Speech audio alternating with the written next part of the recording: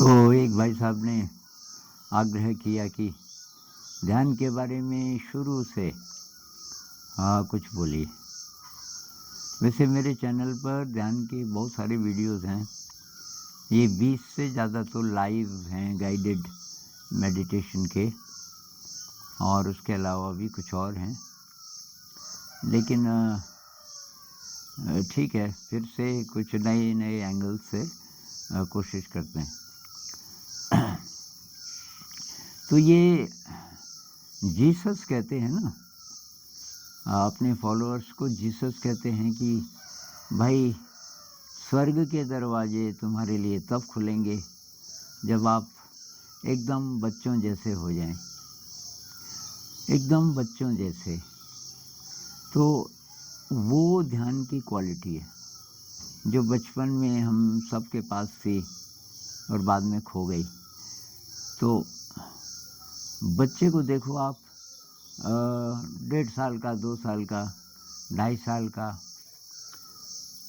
तो वो खेल रहा है और मस्त है। वो बिल्कुल सिंपल सिंपल चीज़ों से खेल बना देता है और एंजॉय कर रहा है। बस उस पर कोई अनावश्यक प्रेशर न हो, उसको खाना ठीक मिल जाए, उसको प्यार मिले, तो बच्चा एकदम मगन, वर्तमान क्षण में समग्र ऊर्जा से लीन, बच्चा एकदम खुश।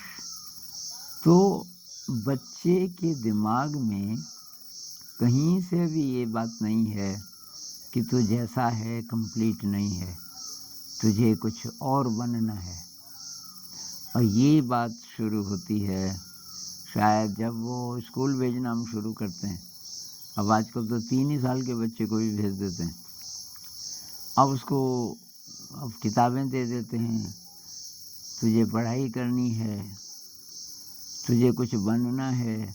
यहाँ से अब आपने उसके अंदर भविष्य की चिंता डाल दी कि मैं जैसा हूँ अभी कंप्लीट नहीं हूँ, मुझे परीक्षाएं पास करनी हैं बड़े भाई बहनों की तरह, और ये पढ़ाई करनी है, तब ये करना है। जैसे जैसे वो बड़ा होता है तब जॉब करना है, और आगे हाई स्कूल कॉलेज में जाते जाते वो क्वालिटी तो पता नहीं कहाँ ख़त्म हो गई कि वर्तमान क्षण में समग्र ऊर्जा से हम जी सकें। तो तब हम कुछ और चीज़ें ढूंढते हैं जिसमें थोड़ा बहुत वो एलिमेंट आ सके। तो वो है क्रिएटिविटी। जो चीज़ अच्छी लगे, मतलब कोई भी चीज़ हमें जब अच्छी लगती है तो उसमें थोड़ा ये समय ड्रॉप हो जाता है। और केवल भविष्य की बात नहीं, पीछे की चिंता, पीछे की मतलब पीछे जो हुआ उसके बारे में गिल्ट, पीछे जो हुआ उसका रेजिड्यू, उसका असर। किसी ने कल मुझे कुछ बोल दिया था, इंसल्ट कर दी थी, अब वो यादें रह जाती हैं और वो फिर उमड़ घुमड़ होता रहता है। मैं कुछ पाना चाहता था, नहीं पा पाया, और मेरे नंबर कम आए, मेरे साथी आगे बढ़ गए। ये बहुत सारे कमेंट्स में होता है। मैं 2 साल से पास नहीं हो पाई, मेरे साथी वहाँ पहुँच गए, मैं कुछ नहीं कर पाई या कर पाया। ये सारी जो चीज़ें हैं ये हमारे अंदर के व्यक्तित्व को ख़त्म कर देते हैं या ढक देते हैं। तो आप क्या करें? तो अब कुछ चीज़ें हैं जो हम कर सकते हैं। एक तो क्रिएटिविटी है, किसी भी चीज़ में आपका खूब दिल लगे। अब ज़रूरी नहीं कि संगीत है या कला है, और भी चीज़ें हो सकती हैं, क्राफ्ट हो सकता है, कुकिंग हो सकती है। एंटरटेनमेंट नहीं बोल रहे, जैसे फ़ोन है, मोबाइल पे आप बोलो कि उससे भी, कोई बोल रहा था उससे डोपामिन मिलता है। डोपामिन मतलब आपको अच्छा लगता है, वो तो नशे से भी मिल जाता है। बाहर की किसी चीज़ से कुछ मिले जिसमें आपका इनपुट नहीं है, उसको मत गिनो। आप जब अपनी शक्ति से अपने विवेक से, अपने टैलेंट से कुछ क्रिएट करते हो और उसके साथ कोई अपेक्षा नहीं, कोई आशा नहीं। मान लीजिए कि मैं संगीत सीख रहा हूँ, लेकिन मन में ये है कि तब मैं बजाऊँगा लोगों के सामने, लोग वाह वाह करेंगे। इससे फिर वो क्रिएटिविटी ख़त्म हो जाएगी। इससे वो जो वर्तमान क्षण में पूरी तरह से जीने वाली जो क्वालिटी है, वो कम हो जाएगी।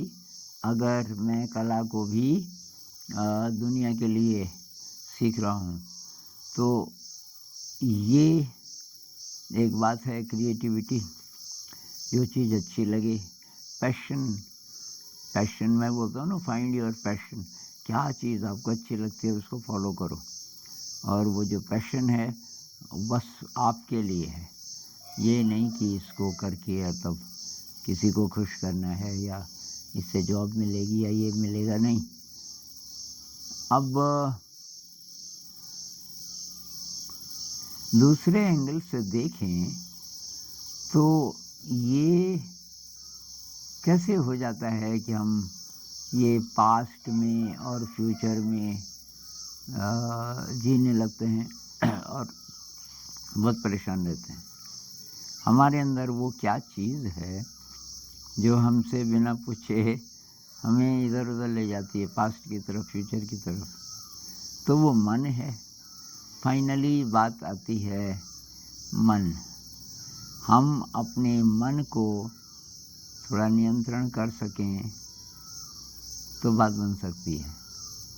मन को कहीं जाने ही न दें, फ्यूचर की तरफ, पास्ट की तरफ जाने ही न दें। मन को चुप कर दें। मन में जो यादें हैं उन यादों को न छेड़ें। ऐसी शक्ति आ जाए हमारे अंदर, और उसी प्रकार से फ्यूचर के बारे में कुछ न सोचें। क्या ये हो सकता है? ये बात जब जिनके मन में आई होगी, बहुत पुराने ज़माने में हमारे ऋषि मुनि वगैरह जिन्होंने रिसर्च की कि क्या करके हम इस बीमारी से बच सकते हैं, समय की बीमारी, टाइम। कृष्णमूर्ति कहते हैं ना, टाइम इज़ द एनिमी। उनका यही मतलब है। ये फ्यूचर है, ये पास्ट है। उसके लिए तब मेडिटेशन है। तो मेडिटेशन में हम क्या करते हैं, बहुत प्रकार की विधियां हैं, और उद्देश्य सबका एक ही है। ये जो मन है इसको कैसे करके वश में करें, मन में जो बातचीत चल रही है वो कैसे चुप हो जाए, बंद हो जाए। मन मतलब चुप हो जाए, स्तब्ध हो जाए। तो ये तो है ध्यान के बारे में एक एंगल, इस तरीके से हम सोच सकते हैं। और एक सिंपल तरीका, इतना सिंपल तो नहीं है, पर जय कृष्णमूर्ति बोलते हैं कि भाई ऑब्जर्व करो हर समय मन में क्या चल रहा है। मन में ये जो बातचीत चलती है इसको देखना शुरू कर दो, और देखना शुरू कर दो तो बीच बीच में चुप हो जाएगा। जब मन चुप हो जाता है, वो है ध्यान की क्वालिटी, कि मन चुप हो गया।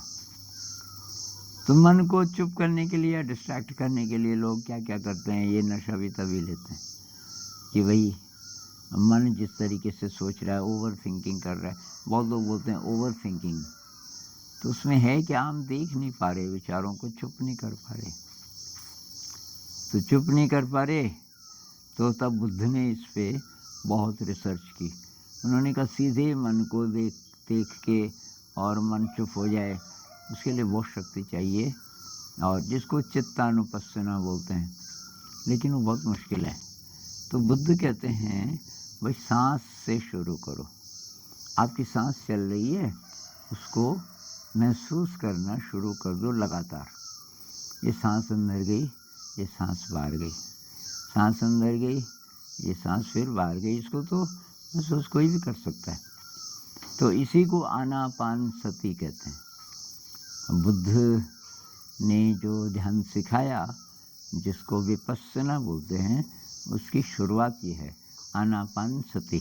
मतलब सति का मतलब अवेयरनेस, आनापान का मतलब सांस का आना जाना। तो सांस अंदर जा रही है, आपको पता चल रहा है, सांस बाहर निकल रही है, आपको पता चल रहा है। तो यहाँ से शुरू कीजिए और इसके बाद फिर धीरे धीरे धीरे जैसे जैसे आप ये करोगे लंबे लंबे समय तक आनापानसति, तो तब आप शरीर को भी महसूस कर सकते हो, क्योंकि शरीर में संवेदनाएं होने लगती हैं। और शरीर में मतलब थोड़ा एक प्रकार की तरंगें सी, और वो पेनफुल भी हो सकती हैं, प्लेजरेबल भी हो सकती हैं। उसको तटस्थ भाव से देखना, तब ये ट्रेनिंग उसमें होती है। इसको बोलते हैं कायानुपस्सना, कायानुपस्सना और फिर वेदनानुपस्सना। तो वेदनानुपस्सना में आता है ये संवेदना, सेंसेशंस शरीर में। उसके बाद आता है चित्तानुपस्सना कि आप मन को सीधे देखो। तो इसके भाई प्रैक्टिकल करना है तो इसके बहुत सारे वीडियोस हैं मेरे लाइव में जाना, और उसमें कुछ छोटे हैं कुछ बड़े हैं। एक 39 मिनट्स का है लगभग, उसमें काफ़ी डिटेल्ड है। आप चाहो तो वहाँ से शुरू कर लो, या कुछ ट्राई करना उनमें से 2-4 जो आपको ज़्यादा पसंद आए। शुरुआत में उसको लगा दो, वहाँ से गाइडेंस आ रही है, उसके साथ आप ध्यान करो और फिर आप शुरू कीजिए। फिर मुझे बताइए कैसे चल रहा है। नमस्कार।